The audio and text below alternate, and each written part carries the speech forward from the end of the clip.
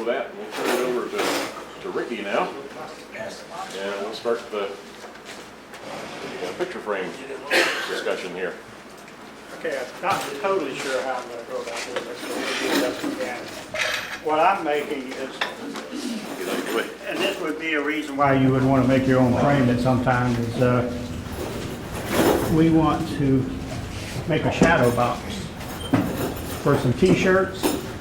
My son's a musician. He's been a musician for many years, and he's been in a bunch of bands, and every time he's in a new band, I make it a point to get a t-shirt or two from the band he's in. So I've got quite a collection of them now, and I've been saying I'm going to make a shadow box for him for a long time, and I finally asked to do the class. I thought, well, that was a good opportunity. So this is what we're shooting for. And I made a video because it's a lot of steps to it, and there's no way you could do it in a class. So if you don't mind to watch a video, we'll just turn that on. I'll try to keep it. I don't know how the sound will do, but we'll see. All right, cool. I'm sorry? Cheap. Video, that's cheap. I know it is cheating. I know it. I'm sorry. It took him 3 days to make the video. I know. I still work, and I'm slow. I'm so slow in the shop, so we do the best we can. But I'll try to explain the steps as we go. Maybe we just turn the sound off. Show the PC up on the screen.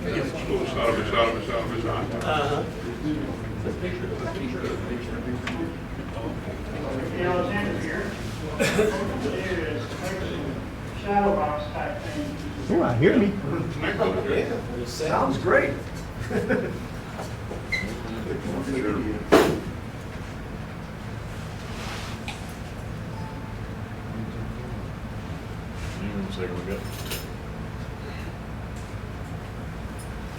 Difficulty here. I did bring in the jigs that I used in case somebody wants to look at them. This is the high dollar one here, 2 wheels. And I needed that to keep the top of the board against the bit. And you'll see that in the video, but it's kind of hard to see what it looks like. So I brought that in and then the feather boards. How we doing, Bob?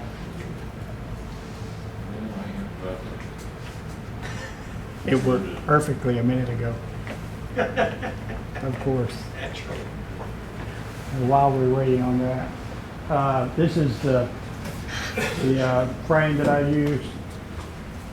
I didn't bring the box, I guess. Anyway, it's something my wife bought for me for my birthday one year. And I've had it sitting in there probably 5 years and never used it. Opened a brand new frame thing. And actually, it works really, really good. It's like $20. Keeps the miters together. All you do is put the frame in. You want to show how one? Yeah, while we're getting the video to try to work. It fits in there, something like this.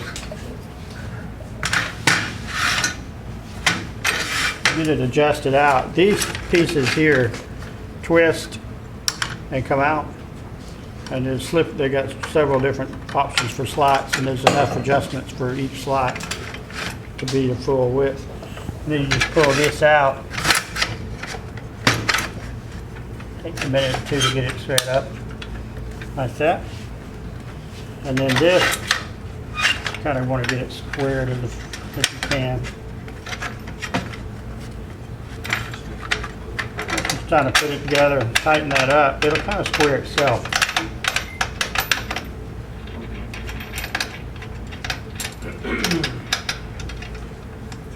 As you tighten it, it'll sort of square itself up. And if you measure it, it actually comes out really good. So simple design, works good, huh? It works real well, but no one knows where you can find it. But that's true. I have no clue because I don't know where she got it. Mine's been in the box 8 or 10 years, never opened yet. That's the way I am. Because, I mean, I have all intentions of making picture frames and that sort of thing, but I just seem to never get around to it. I got a question for you. Sure. The hard one. First look right here. When you do the 45s, how do you get the 2 tops and the 2 sides exactly the same length so that you get the 45s all meet without having one side having to be tuned? Well, in the video you'll see I do it two ways. One time it's with a miter saw and I use a stop. And that, to me, that's the only way to get them exactly right. And this is the one that I made with the miter. Yeah, this is the one I made with the miter saw. And it did pretty good, but my corners were not absolutely perfect. So I tried the other way using the other type jig. Mine's not nearly as fancy as Bob's. This jig, this is put on with a framing square after I made the cut. What's your glass? Yeah, the runners go through the table saw. And once you get your runners on there, slide it on the table saw, make your cut, and you have your line to measure to. This is exactly 90 degrees. And I actually have a digital that I made this exactly. What would it be? So how do you get the 180 links? minus 45. I see. You don't have to worry about the links. Right. Right. You're gonna cut If two at once. It's going to work even if it wasn't exactly perfect. But these are just happen to be pretty good. Explain that. Explain the fact that Because it's these trying are, to be exactly perfect. If the when I links were put these exactly on with a same. framing square, I know Okay. that that's going to be 90 degrees. Even if it's not perfect with that cut. But I like for it a bit anal, but it is really, really good. So I made the second one with this one. The disadvantage to this one is if you have you'd have to have really long arms to make a stop. Right.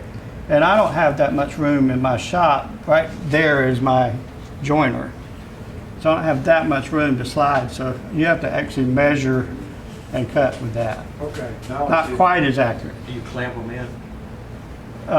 Not on this. Not on that? Mm-mm. You don't have creep?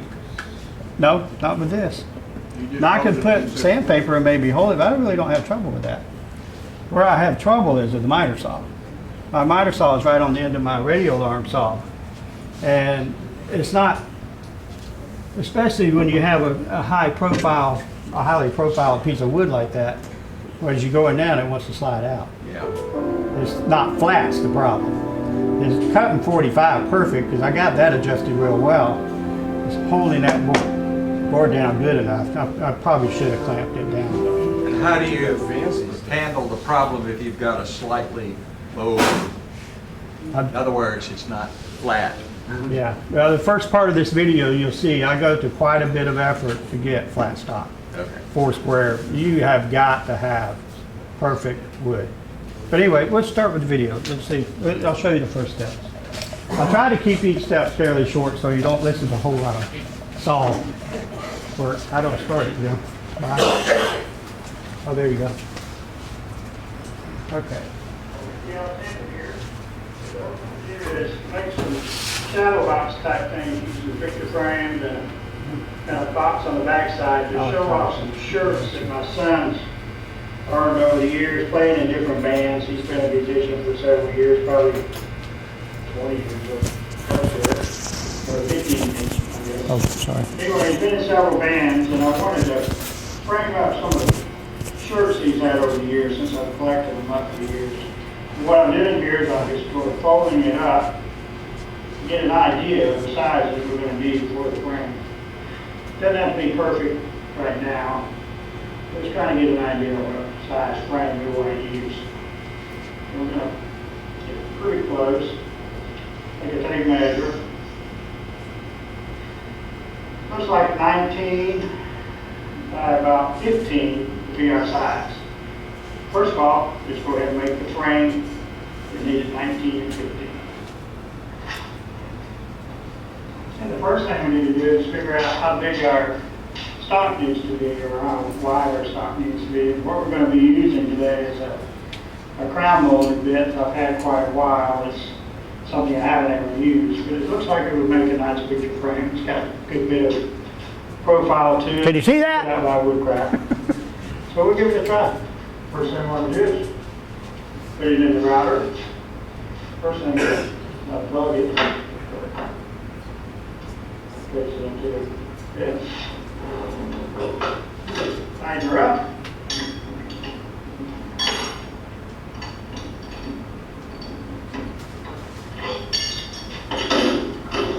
approximately the right height. Yeah.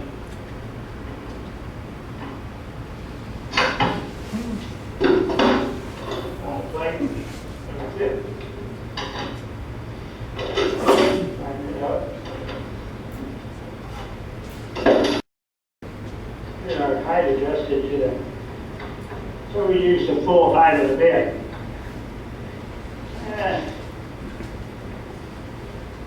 Right there.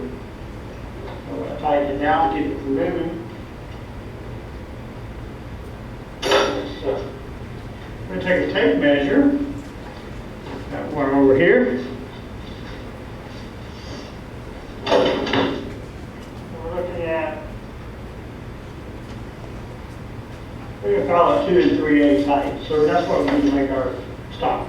2 3/8, and I think 3/4 inch thick.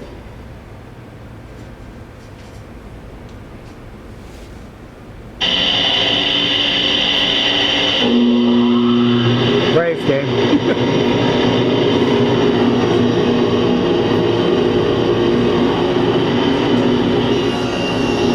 I usually start out about an 8 to 3/16 bigger than I really want it. I kind of creep up to it. And my stock is 13/16 instead of 3/4 right now.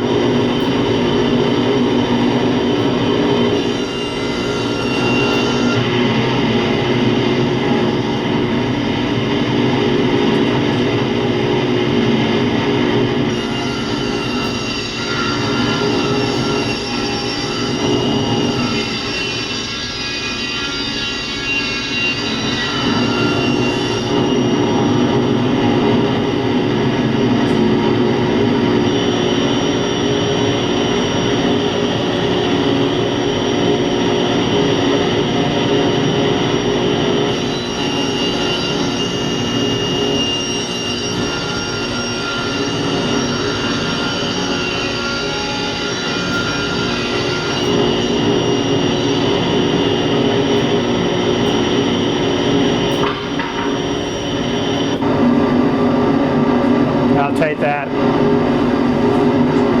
I like to do my faces first because if you got a little bit of twist, getting the edges right is not going to matter when you take out the twist. So I like to get the twist out first, or a cup, whichever one it has.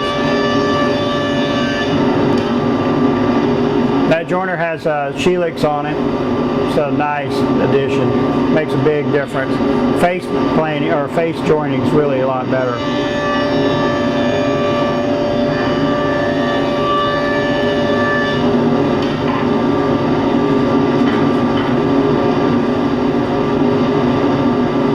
You can see I like to turn the cup so that the cup is up.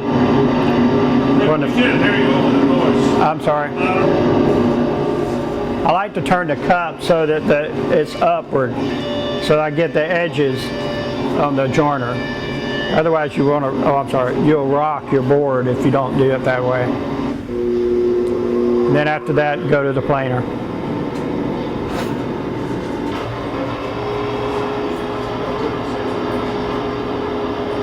It also has a Helix on it. Dad added that last year. Whew, what a difference. Man, what a difference. A lot quieter.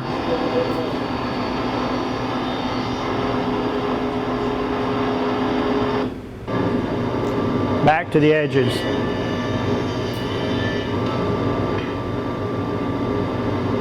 I turn it a certain direction, so I do one edge on the joiner, the other edge on the table saw. So what I end up with is really square wood.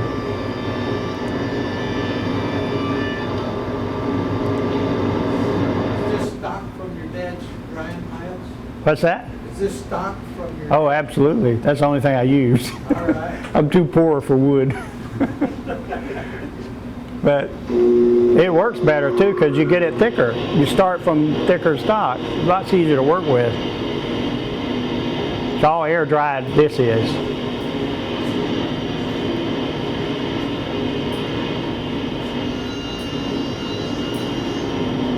This board wasn't exactly the right width, but we use it anyway. kept it separate.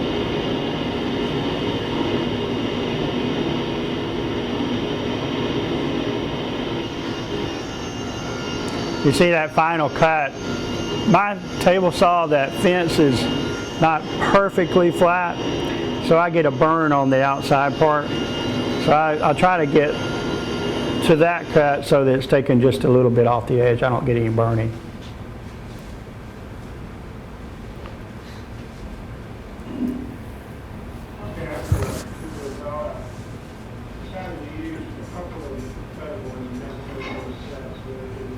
I apologize for the videography here.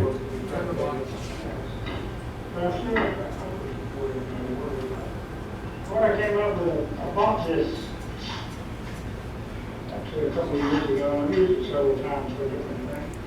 It's just a wheel that you mount on a board. It gets a little roller, and what I'm hoping to do is have the board roll on the backside on those rollers so we keep it up in the upper part of the bed. Turn it upside down. To do that, I'm going to do take a couple of boards here and support roll it. Of course, you got to have a couple of those boards get it set in the right position. Just put it a couple boards in place so we can get our roller set. We don't have to be tight yet, we just kind of basically get a position. I can put these boards wherever they need to go to support my roller. I'll get a better picture of it once I get that place. So it's not critical to get it tight right now, we're just trying to get some support so I can clamp it on the ends. Just temporarily support it.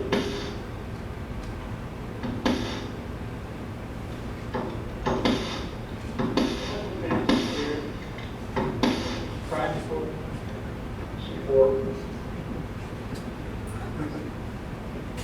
Actually, I want my boards to the end here so I can reach it with clamps.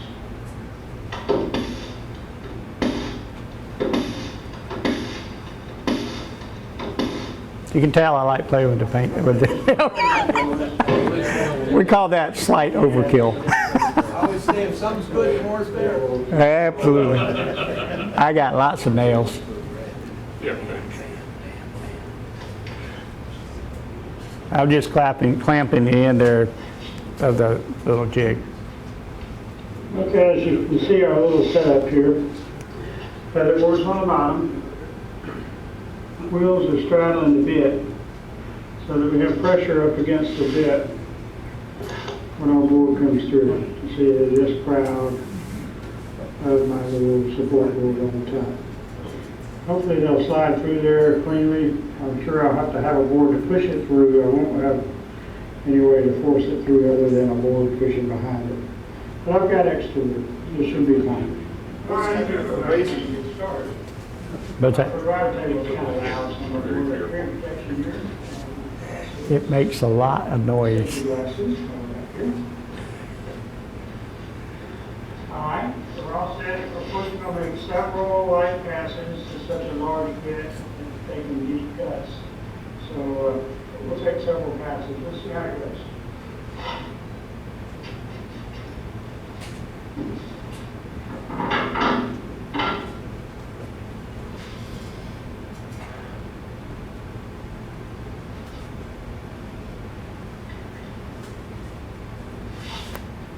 Double checking, make sure there's nothing in there.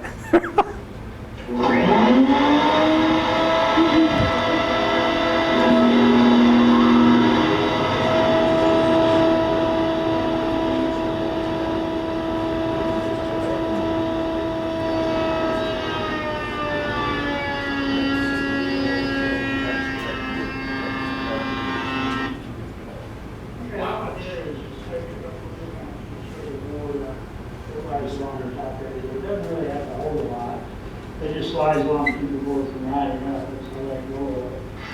I can feed it in fine for the front half, so I don't need one for the front half. I actually like to be able to see what's going on the router right there. So where we start this one, I got just a little bit on the end, but I've got to redo. This is kind of a test case anywhere, it doesn't matter if it's not going to be perfect. So let's see if we can feed it on through again and get it to roll better.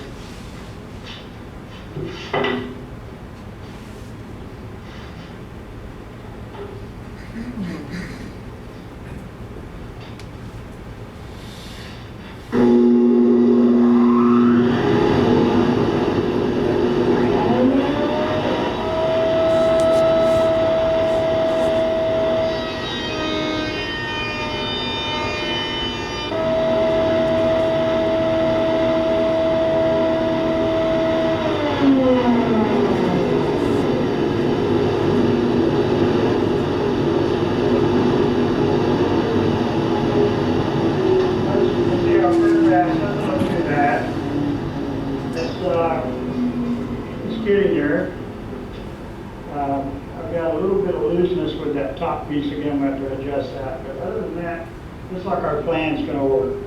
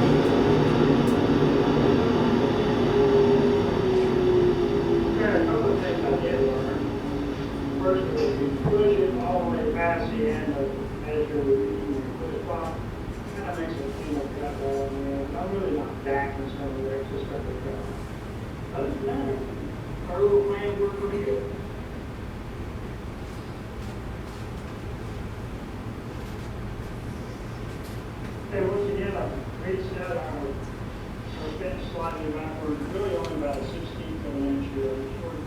See if I might go take a pass here. I may have taken a heavier pass on the first run than I probably should have, but I'm pretty close to full profile here. So maybe I should have taken a little bit lighter first pass, but I think we can finish up with a second pass with a light cut and get it cleaned up pretty good. Let's see if it works.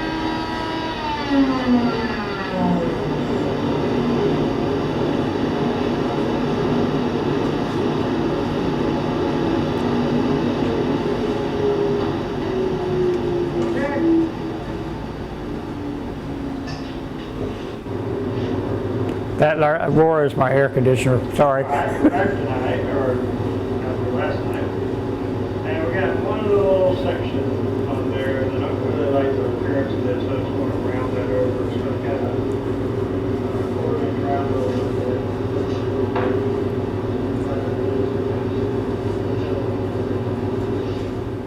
If I could make one improvement over this, I wish I had made the board about 3/4 of an inch thicker or wider. That would have left that little bare spot at the top, could have done some more with it. But live and learn, first time.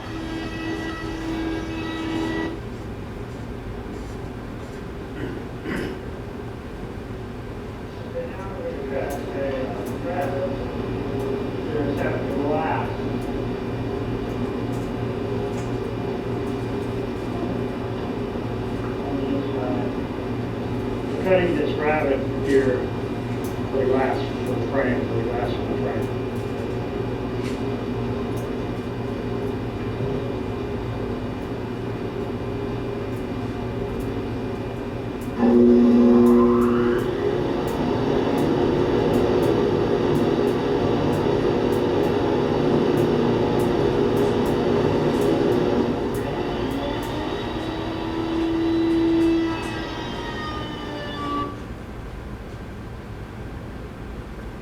I forgot to turn the camera on.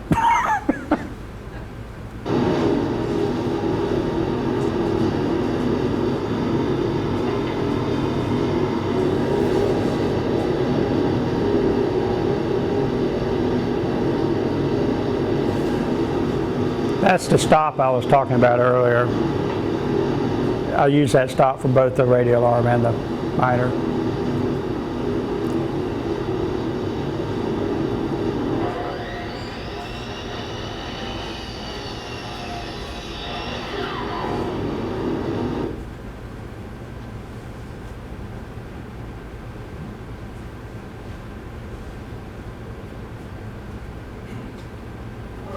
Time for the glue up. I've got this little jig here. I've already kind of adjusted it to the size. It's something I've had for a while, just for gluing up picture frames. All you do is get the adjustment to where it's pretty close. Put it in place. Push. And then as you tighten this up, it'll pull it on a square. I want to check to make sure that it is square.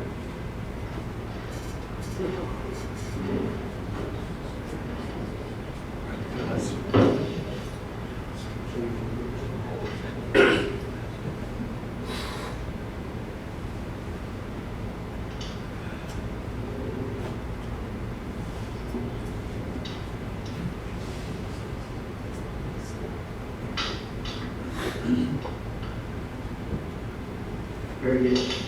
Right. All right, so we can kind of put that forward. You don't put a lot of glue, so I don't want glue on this top surface at all. Because that will show up when we stain it and go back. We just want to stick it together good enough to get a good nail in it.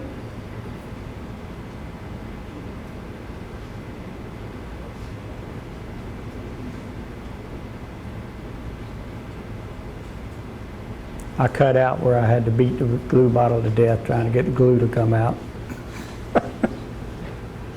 George, sounds like we need to get Ricky to one of your glue fixtures.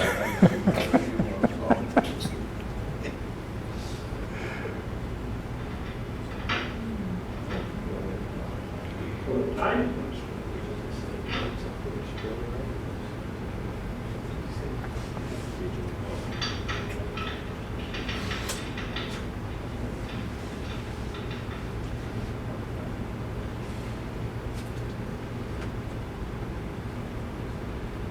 See what you did?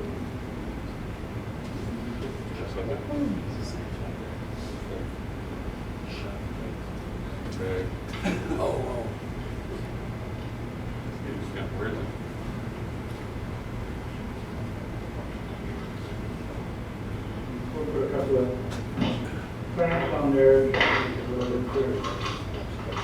Fix it up a bit.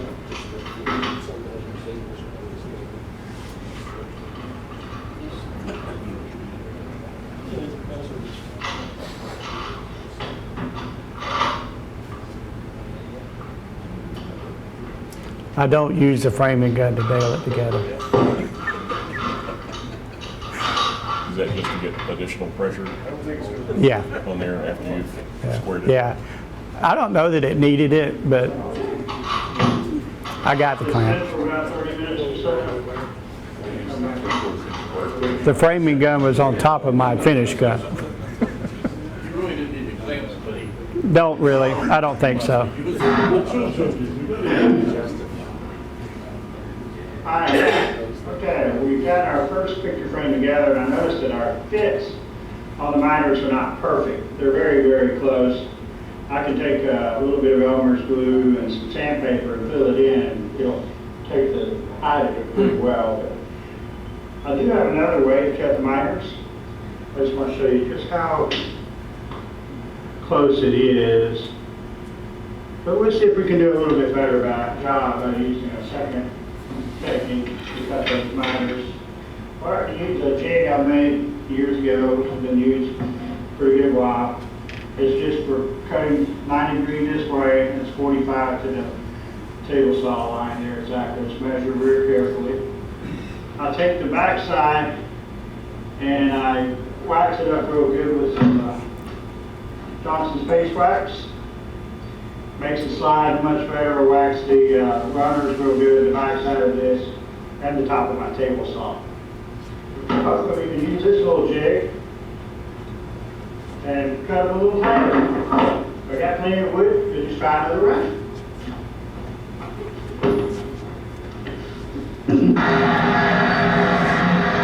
Now 1 and 2. Braves game. A nice game for the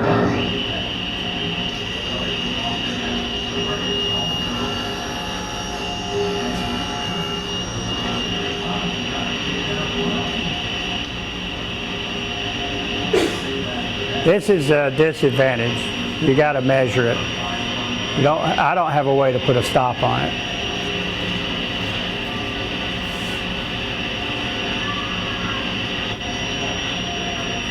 Had to go get my framer, my square. There it is.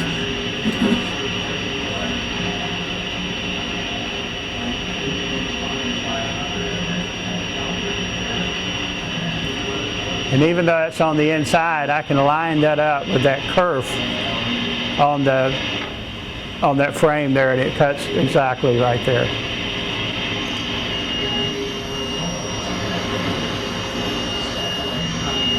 Easy to cut.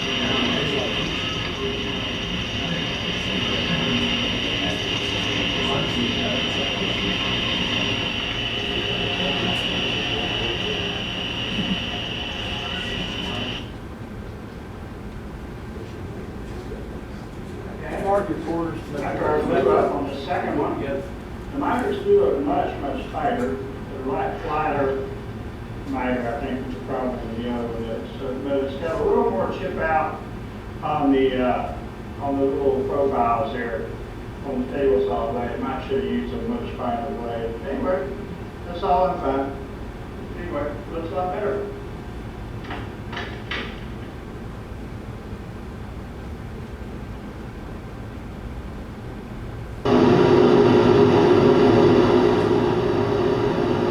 Oh, by the way, I rigged up a thing to bring my saw carriage back. See the string at the top? Goes over the top of that pipe. You got a weight on it. Didn't have to buy anything.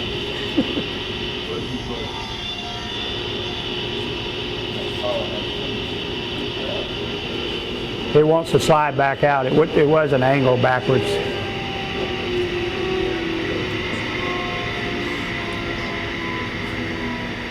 Here I'm just lining it up so I can get that inside measurement for the other two pieces that'll be Craig screwed. I could have mitered those, but that wouldn't give it any more strength than it already had. So I thought, what the heck, you don't see anything but the sides when the picture's hanging on the wall, so I wanted the strength from the Craig screws. Oh, sorry. Screws, just exactly even with the outside edge of the frame. Give me an area on the inside here.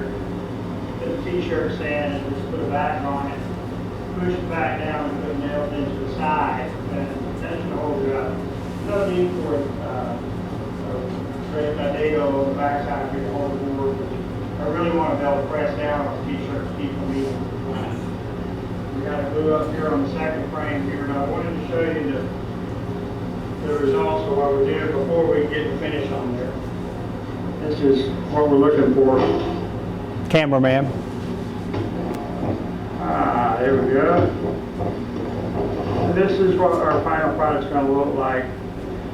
Ross Copley band is just one of the bands that my son played with. But anyway, well, from Ricky Shot, this is our finished project. Till next time. Thanks.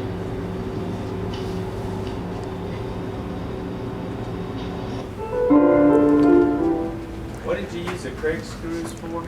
On the back side of the frame here, let's see.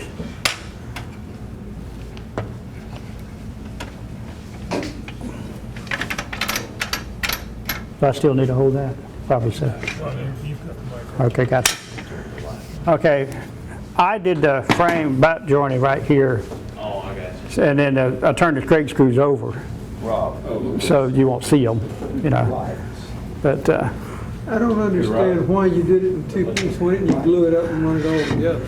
well, I could have if I'd have had that thick a stock. Would have been a prettier frame for sure. I mean, just glue it and miter the whole thing one time. I could have, yeah. Just, it would have looked better too. What do you use? I don't see a rabbit for any kind of backer board. I don't want a backboard on it because I want to be able to slide the back all the way in to make sure I have pressure against my t-shirts.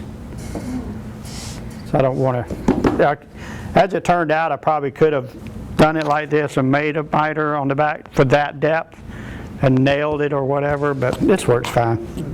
Pretty simple. You attach the t-shirt to that, what, I take a piece of plywood? No, it's just laying in there. Oh, it's just compressed. Just laying in there in that backboard. I just use it, push it down hard. And I didn't use glazing tips or anything. I just used a little nail. Yeah. Just push it down, put a nail in, tap it in. You gonna cover that with paper like a professional furnace? The back of it? No. It's probably going, one of them's going out my shop. The other one's probably going in my son's studio, and he never cleans it up, so it doesn't really matter.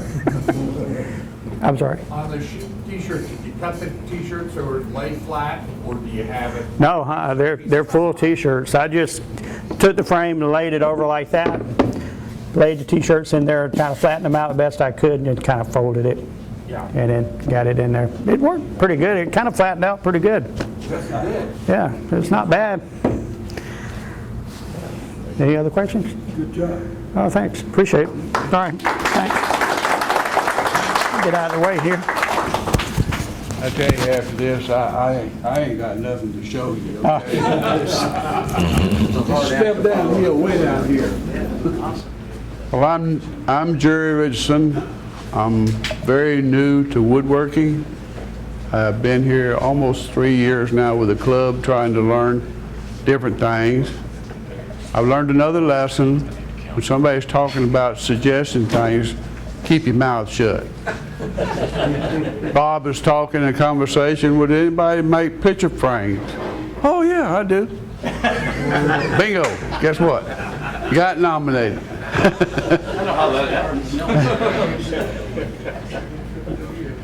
I chose to use pine for something that I don't really have a use for, just a demonstration to show how I make picture frames for oil paintings. My biggest draw has been that. This morning I've got a typical mat that somebody would paint on. It's a 10 by 11, and we'll try to show you how to make two types of frames for this. For me to start to make the frames, I draw my gauge on the piece of wood, which I've chose to be the width of the frame, the front frame. I take and draw it out on it so that I can have a good idea of what the width outside and inside, and to give a 3/8 inch miter area or an area to cover the canvas with. So I use that real readily. One side's the long side, the other's the short side, and that's what I've drawn up here. Next, do a lot of things that Ricky's already done. I selected my material of the 1.5 for the side piece, 2.5 for the fascia piece of pine. I cut about, I don't know, 38, 40 inches. I get 6-foot pieces and glue them up to start with, the edges and the back. Glue it up, get that out of the way. Next thing I do on my router was take and round over the edges with a round over bit to get that smooth and out of the way. It seemed like I've got a lot better control. But also cut the piece to be about 40 inches or so it handles a lot easier on the router than a 6-foot, 8-foot piece of wood does. I get that done, get the round over, then I chose, which I have a very limited number of bits to choose from. And when I go out and look at some of these fancy things, they want $75, $100 for them special little patterns. Well, no, that don't happen. So I just used one Ogie bit that I had and made an inner design. In this case, I don't have to do a rabbet for the oil painting. And we'll see that in a minute. After cutting the pieces, we get a flat surface, laying it down face.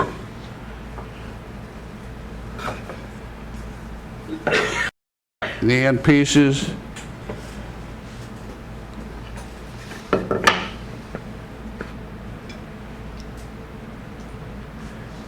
And Ricky still has the best looking miter joints. I have a new sliding miter saw that I just got from our favorite place down in Lilburn, and I'm having a little trouble getting a perfectly 45 degrees out of it. I also have a jig like Ricky got that fits on my table saw. It will cut a perfect pattern, which you can see in another example here. But the thing was, you take a 3/4 inch board that you've got there, plus a 3/4 face and the height of the side. My saw blade missed the top of it about that much, being tall enough to cut it. I got one out of the truck and I tried to cut the sides off enough to make it work, but I still screwed up the corners anyhow. Take this, and what I've been taught to do and understand is I'm going to glue just the wall side of the frame.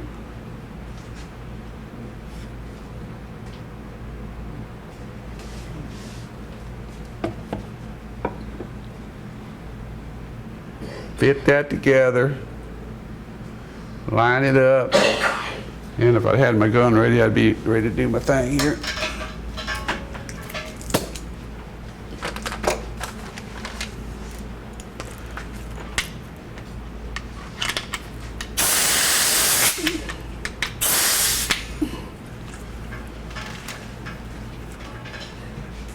That should be a little bit better, but yeah, get that set like you want it. You miss that board, you're gonna shoot your stomach. Yeah. You miss that board, you're gonna shoot your stomach. You want some hands? Well, at least you've got the camera. I'm on video, taking. When I mess up, I'll just get a picture. But I'll hold this side. We do that. Let me just turn around where I can get to it. Doing the brad nailing, Huh? what kind of framing jig you use when you nail it? Not in this one example, but didn't. We'll see how it comes out. Can I help you? You got it? There you go. Well,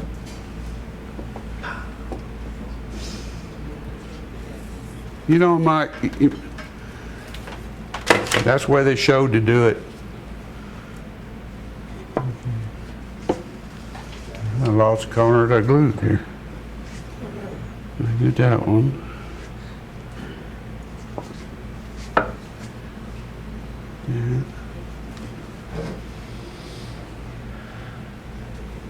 What's the reasoning for just gluing on one side? The reasoning was that it wouldn't run down in the faceplate area. Okay. And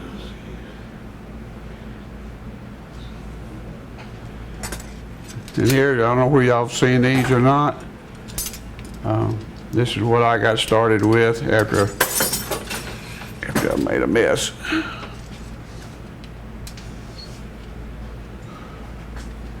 That's something you fabricated, or? It's commercial. I think Rocker sells it for about $25 or something like that. Huh?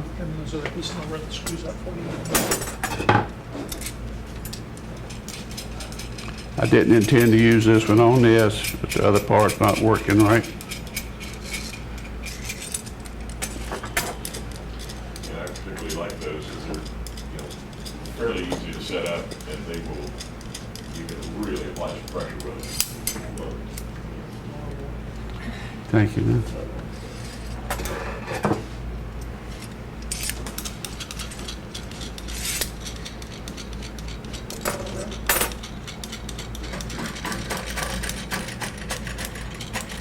See, I told you it wasn't gonna be like Ricky here today, so. What determines, Ricky and both of you, what determines the thickness or the side area of the picture frame? In other words, the amount of frame you have on the side. I don't think it really matters. I think you can, whatever looks good for you. Yeah, not that I know of. When you're doing miters, since it's hard ingrain, got the soda saws are going to suck up that glue. I've tried this, but I don't know if it really works. But put a thin coat on, to see it sucked in, come back and put a second coat. It seems to give a stronger joint that way. Yeah, actually, I never trust that ingrain glue up anyway. I just want to stay together long enough that I can strengthen it in another way. Another way you do is put a spline on each corner, which is what I usually do. But I was going to put that back frame on it. I didn't put a nail in it. I don't think you'd have to use something. Maybe the glue hadn't dried up completely here.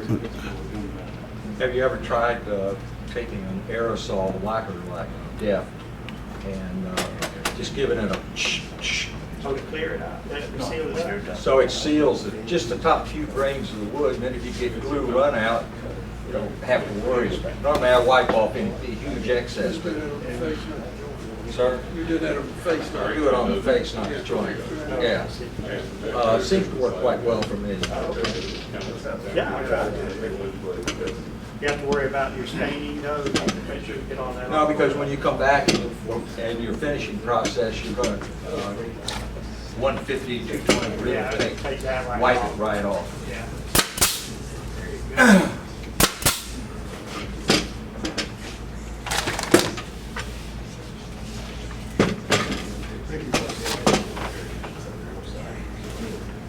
Do what? Small fold on four. Oops, that did sit right. Lay that right there. Keep it from falling.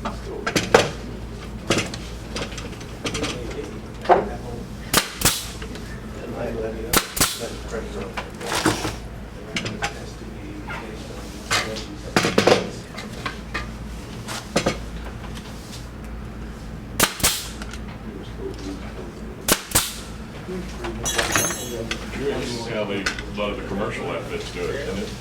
Huh? This is how a lot of the commercial outfits do it. If the places like Hobby Lobby and so forth, is this how they do some of their frames? You know, Bob, I don't know. They've got an actual jig that they put like a wall. They've got things that fit the corner where they can nail it. Each unit be right. Don't look too bad for an amateur. Now, the other key part of this, It's on the floor behind. Find it here. was that I usually take a marking gauge, set it for 3/8 inches, run around the sides so I have an idea where the mat's going to fit. It'll be balanced.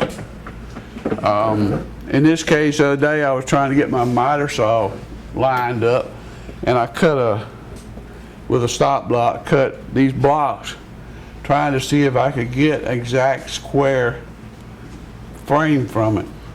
Well, it turned out when I did this, I said, well, you know, them look like they'll fit and hold that frame in. So what I did, they just glued in, take the frame, drops right in. I've got little clamps that are 1/8 offset to them.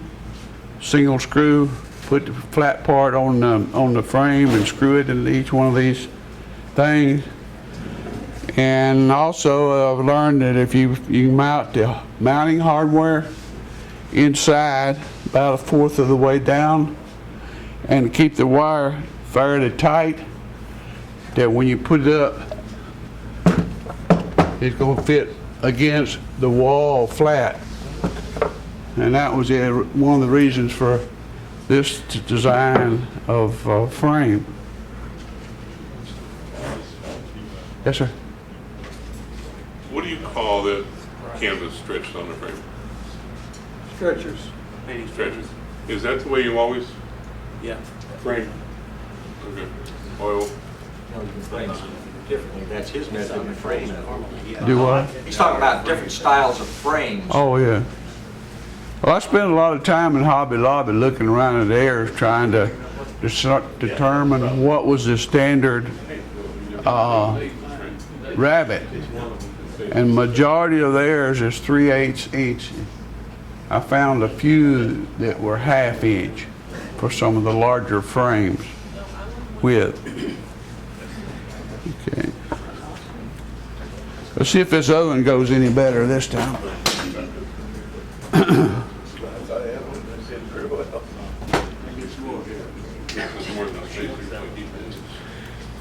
This other one is, I've heard of, I thought it said a flow frame, but it must be some other name. Again, I got bad hearing, so I'm not sure what it was supposed to be.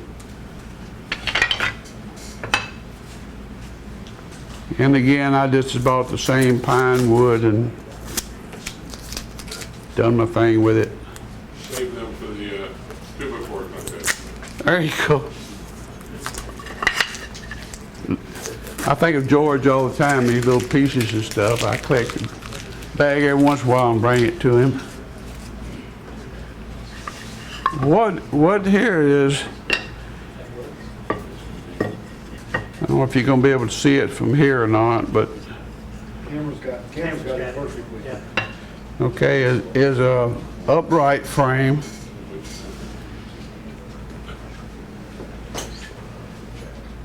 And what happens, you know, I'm not even going to worry about gluing this thing. I'm just going to tack it together to show you.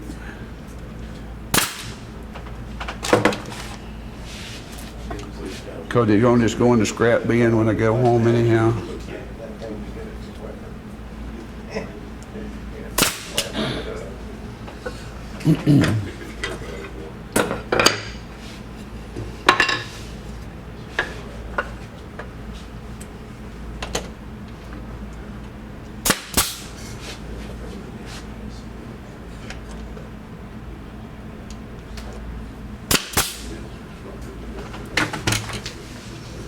Just plain old square frame.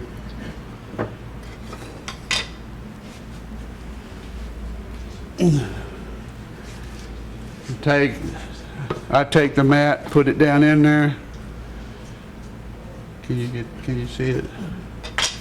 And then another way of fastening the pictures in there is by using this type of hookup, which actually you can put the screw into the back of the frame, and the customer, I haven't had one yet that got mad about it. I got a spacer is enough. It'll raise it up, the thickness, and y'all see what I'm doing.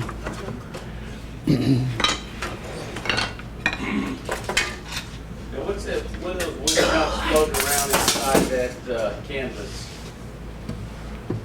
You had some stuff that came with that canvas, what's floating around in What's there? prepackaged in there? You know, sir, I hope somebody tell me. These frames that are in here are grooved or slotted up in the corner. I have no idea what that's for. It's just something that Hobby Lobby sold it that way, maybe something in the office. I mean, There's a slot for it, I would think it'd be to put some sort of backing or something on it that you can push it in place. see what you think, Bob. But anyhow, going back to this. No idea. These things are not cut to size. They were actually in another project, and I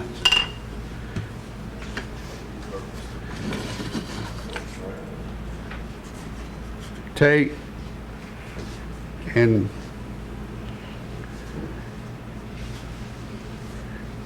with that spacer along the back,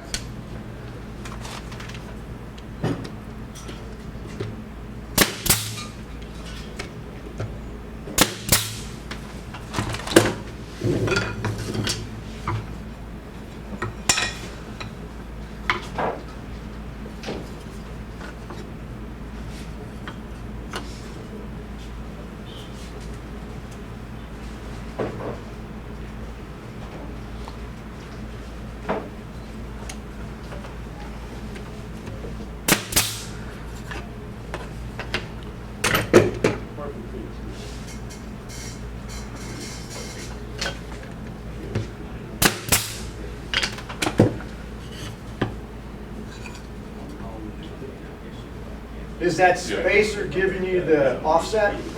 it's going to give the fact that the canvas is going to be about that much above the front of the frame. A lot of them, you'll see, will have another piece in there. You'll have gold, have it painted gold to give a line, or at least I've seen a lot like that. So that was a decoration, I guess you'd say.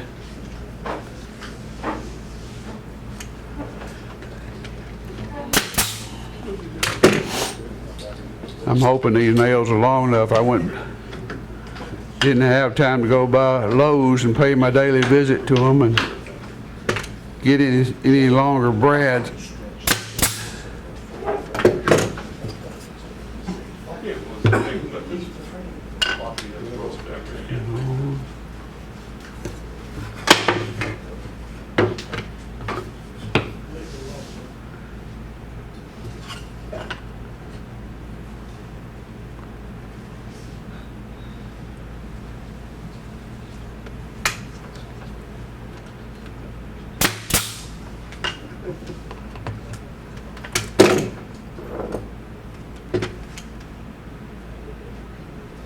I guess it's nice when you work alone, they can't everybody see all the things you're doing wrong.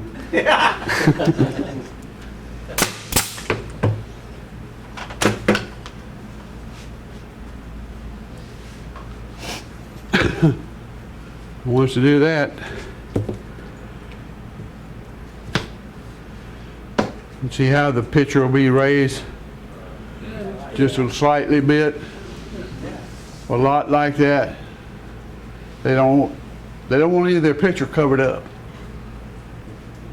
And some I've had wanted to put another design, a little small narrow strip, even some of this, but painted a different color to make a figure. So, but that's, gentlemen and ladies, I appreciate your time. That's my 2 cents worth. We got one more presentation, that was Bob. It's probably gonna run about 25 minutes to a half hour, so it might be a couple minutes of overtime. If you have to walk out, just quietly leave.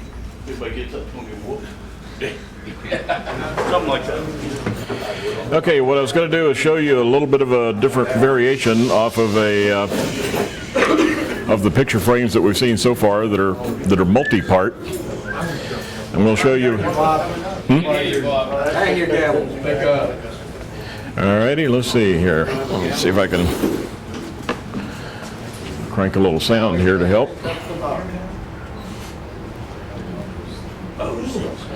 Okay, see if that's any better. All right,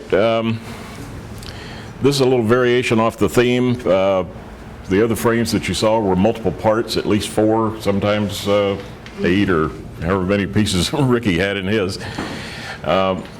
This one starts out with one board. Rob and I had to go find some fairly wide material. This happened to be poplar. We didn't want to take the additional time to edge joint it. So we found some poplar that was, I think, 12-inch. For this particular frame, we're making these up to be able to contain an 8x10 item, you know, like a standard picture. So what we did is we trimmed it down to, I think it was 11 and a half. I forget whether it was 11 and a half or 11 and 3/4. Yeah, 11 and a half.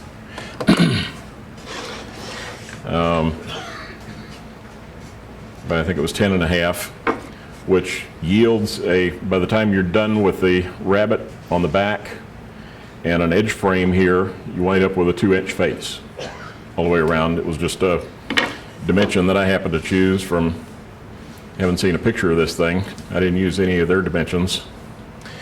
First operation that you have to do there, you measure in 2 inches from each of the edges, and then you know, locate a hole on there somewhere, and use George's favorite tool, a scroll saw, and cut out the piece in the center. So you wind up, in that particular case, with a blank that looks roughly like that.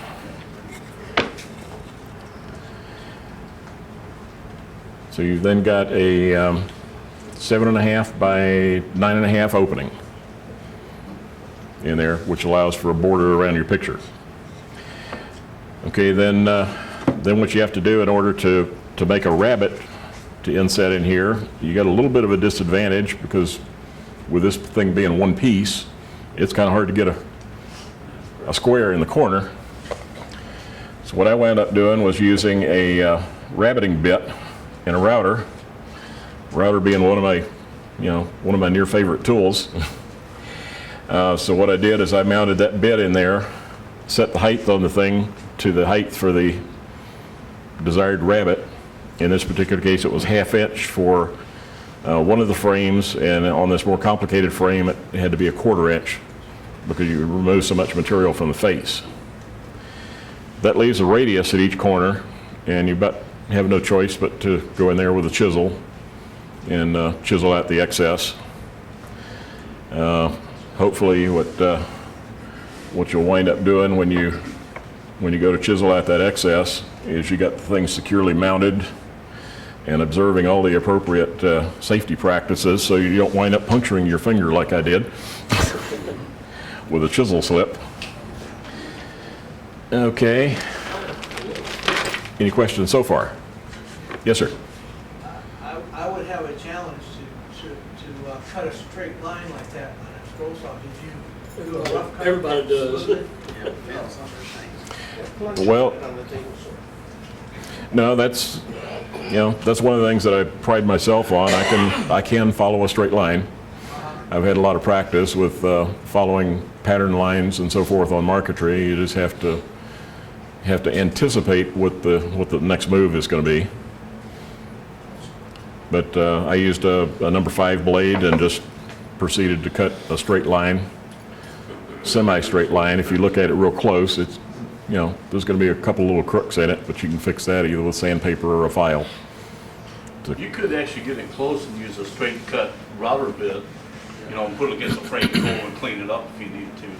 Make sure you get it out. Okay, there's two different styles of frames that I was prepping for here. One was fairly simple that just required a rabbet relief in the back.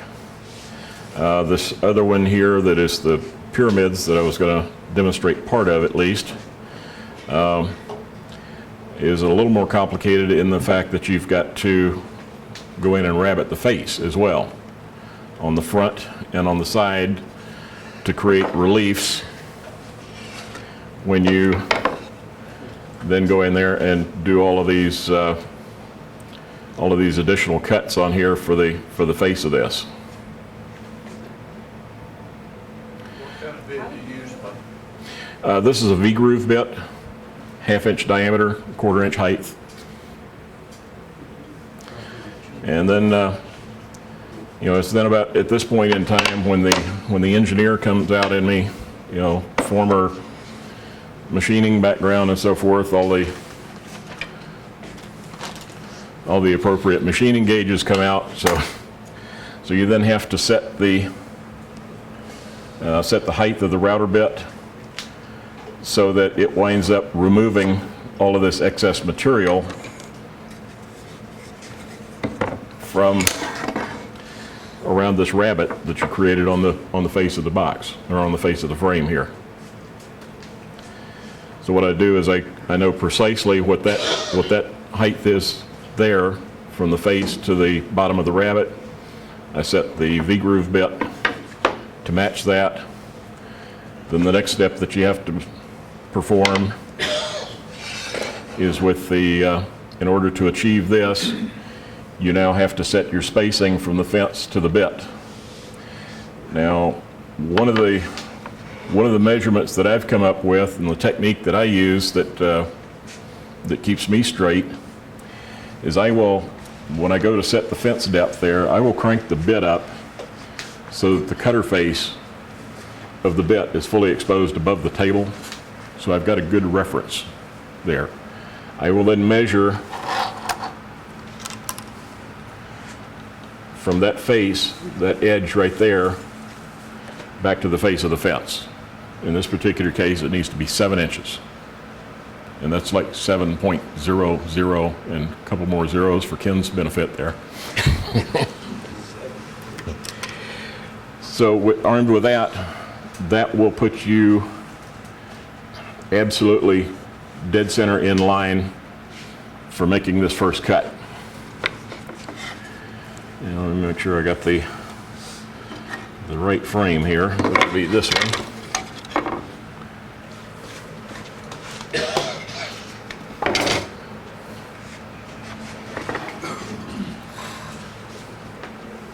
This plant's gonna be in your way. Nope, I'm good. Okay, now then, for those that are, you know, fairly new to routers, what you're going to see here is probably going to be one of the riskier things that you're going to experience with routers, and that is having a rotating bit fully exposed. So about the only thing that I know to do there is keep your head about you. If your mind starts wandering and so forth, you're likely to get cut. Yes. As we all know. Yeah. Oh, you got one for the chisel and one for the router? Yes. Same finger too. That's perfection. Yeah, the one for the router was about 3 weeks ago. It was just getting healed good when I got it with a chisel. Okay, one of the techniques that I use to keep my hands clear of that bit is I like to use these grippers. So we will go ahead and start making some cuts here.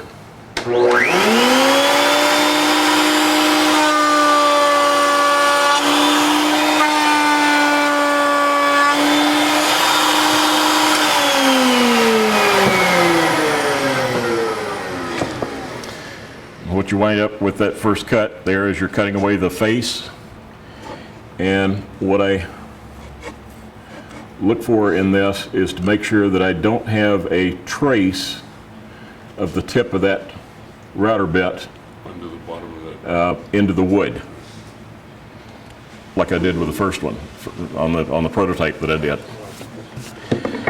Okay, now there's two ways that you can accomplish the next cut on this. One is to move the fence, or the other is use some spacers. I find the spacers are a lot faster, especially when you've got an easy dimension like a half inch. I'm putting this clamp on the end just to keep this thing from sliding. Need to hold that one? No, it's good there. Just as long as it doesn't slide, everything's good. Okay, armed with that, we'll make the second pass here.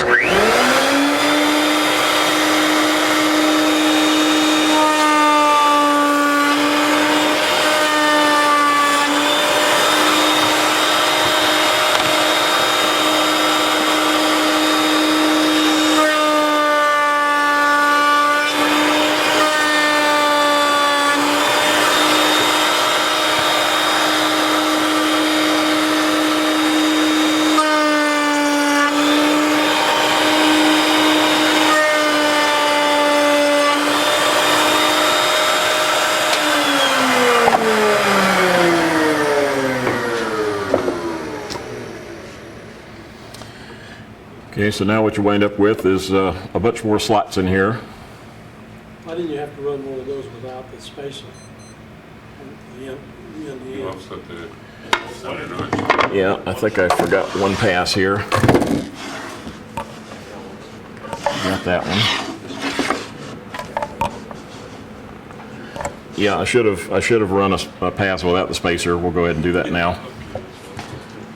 I forgot what the symmetry was on this. You want to remove the spacer? He said you made your first cut without the spacer. Yeah, I got to make two passes on this one here. It's a different dimension.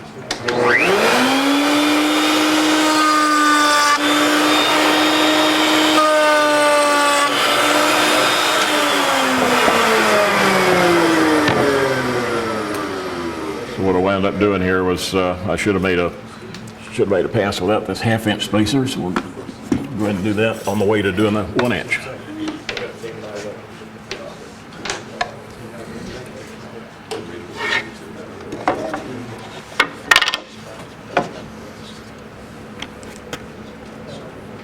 You want to pass one of those others around, Bob, while it's showing? use the top one.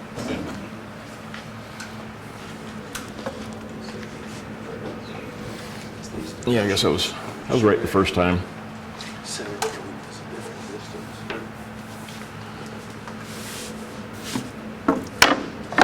You can see where that one, the bit was down just a little too far. It was going to the wood. Going too much fast. Just make another pass. Not at the the Rabbeting, Rabbeting. that thing. Clean it up.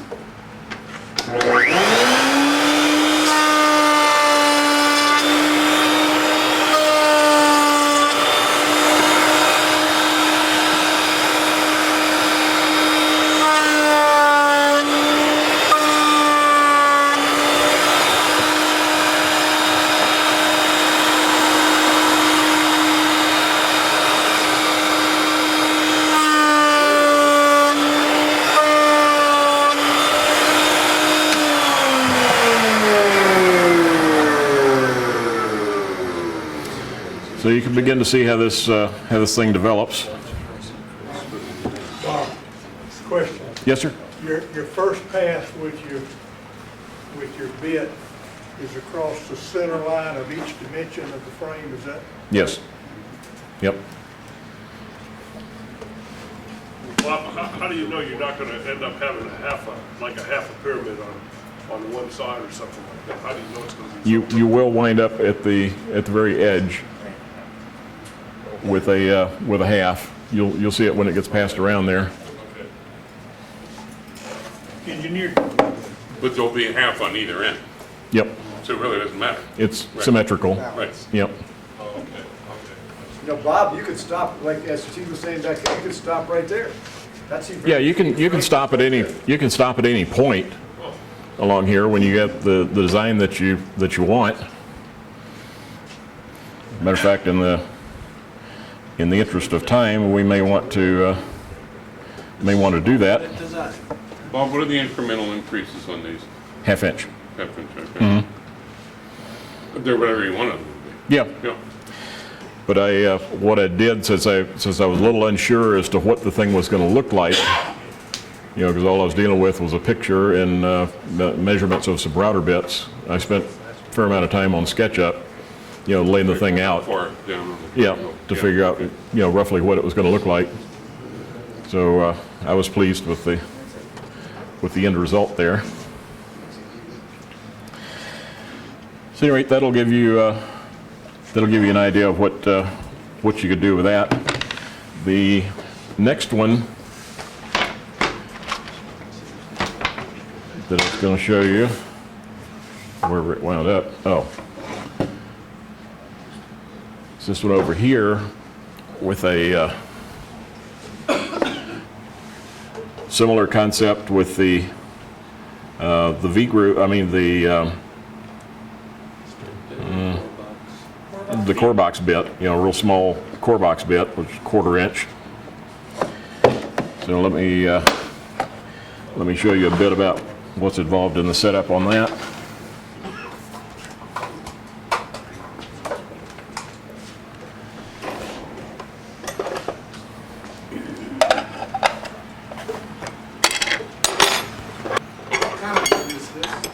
Poplar.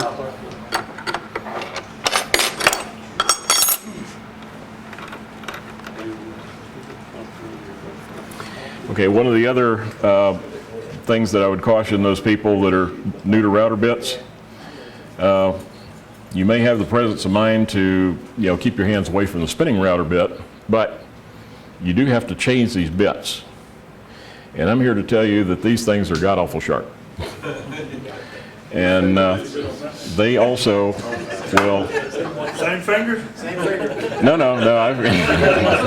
It's usually the right hand that gets that one. That's still the same good. Yeah, but these things here will frequently get captured by the collet and are right difficult to get out. So what'll wind up happening is you'll sometimes slip. A lot of people I've heard will use a glove to do that thing. The other place that I get cut a lot is trying to get one of these bits out of here. So you usually got to coax this out with some sort of a pry bar, because some of these things will get stuck pretty hard if you're a little careless and don't pay real good attention to what you're doing. Did you have a question? You get the lady. I just wanted to make a comment. When I was at your shop a couple of weeks ago, and Bob cut his hand on the router, my router is still in the box after almost a year.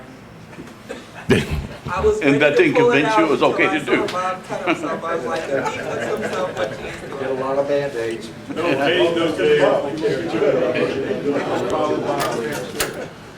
Skin is just...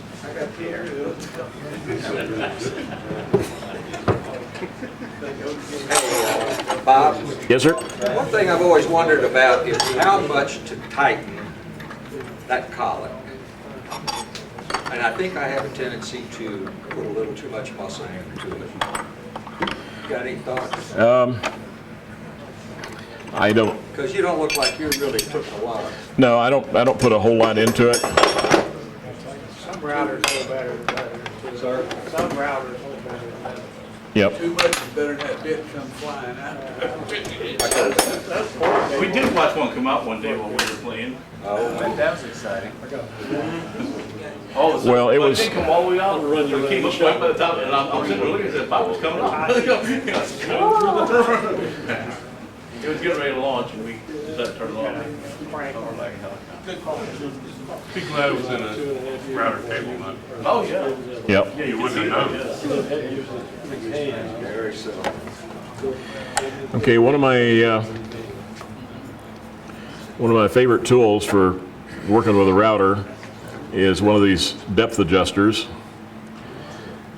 They had a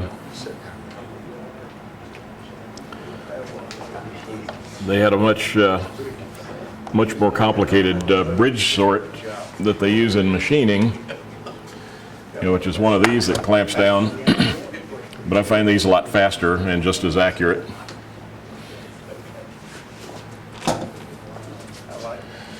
And I can't remember Where'd you get that, Bob? where'd I get this? Yeah. Right here at the store. Oh.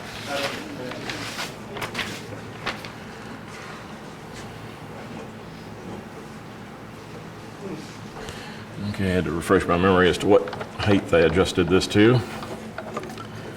It's 1/8 inch.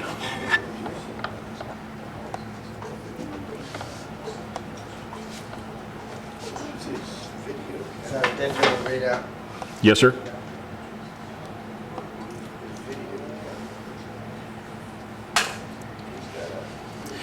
Now, for this particular design, this height is not that critical. It's just that I tend to be rather anal about this kind of stuff, as Rob will attest to, about like him with glue.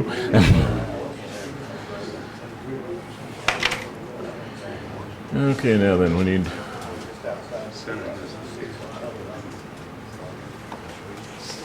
to move the fence here.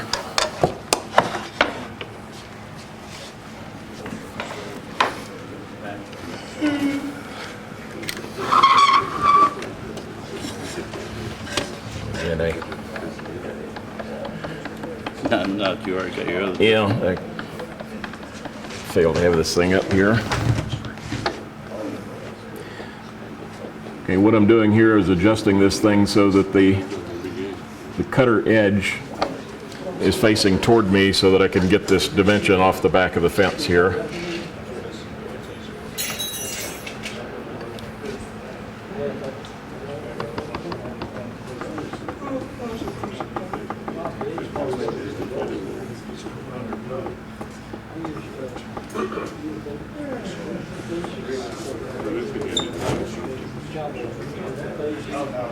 Got it?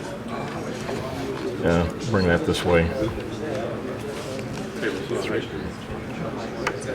I'm looking for 75, 875. Your way. Yeah, keep going. Lock it.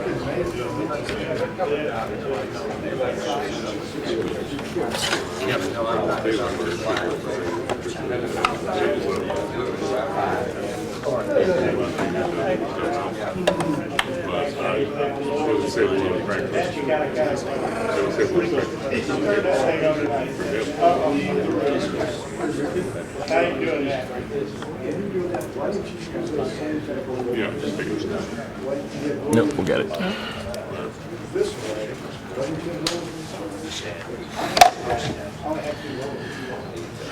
Shorts. This one guy used to bring some startling stuff. I mean, he had about a trailer. You talk about kind of being nervous when that board runs over open space, open router bit. You thought taking maybe a smaller piece of plywood or something that's just smaller than your diameter and double stick taping to it? You could, yeah. Control. Yep. Be a little more safe. You're worried Possibly. I like to, yeah, I like to see what I'm doing, and I like to see what I'm doing, and I mentally prepare myself to keep my hand out of the spinning bit. That's why he never touches, never mind. Yes, sir. Along those lines, the gripper's got a good flat. I just bought two of them, put them on the truck. Yep. For doing more flat work like this, it's got 4 little pieces that drop down and hook. Yeah. They're really cool. Let's take a look at that. That's not your, this is a deeper one. Yes. Oh, okay. Yeah, that's what I want for this. Okay, because the Yep. pyramid, yeah, I got it. Just make sure we have it. Yeah.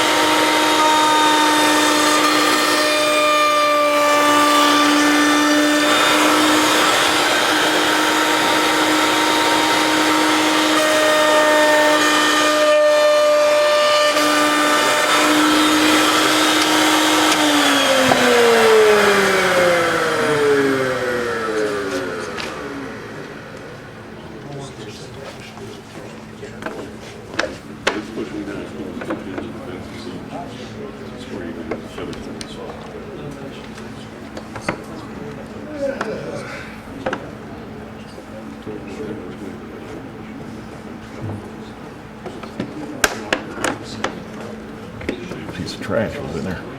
No. Okay.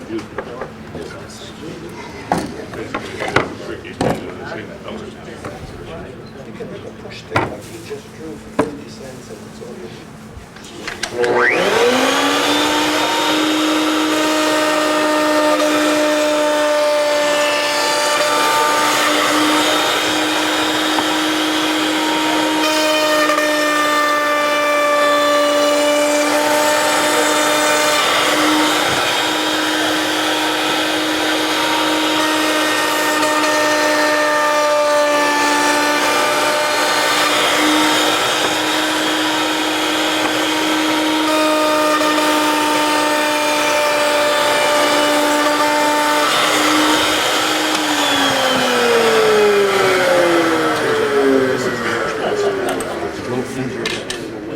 Isn't that cute?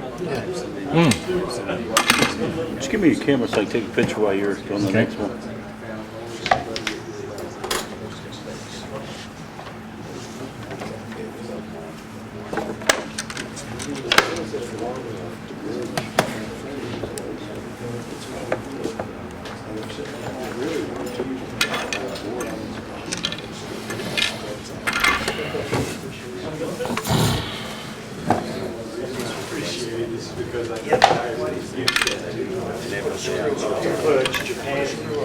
Yeah, what Ralph was showing me here is this new gripper that I haven't seen before. It's still got the high coefficient surface there, and it's got dogs that automatically appear when gravity kicks in. Get a little loud in here. Just try to remind you.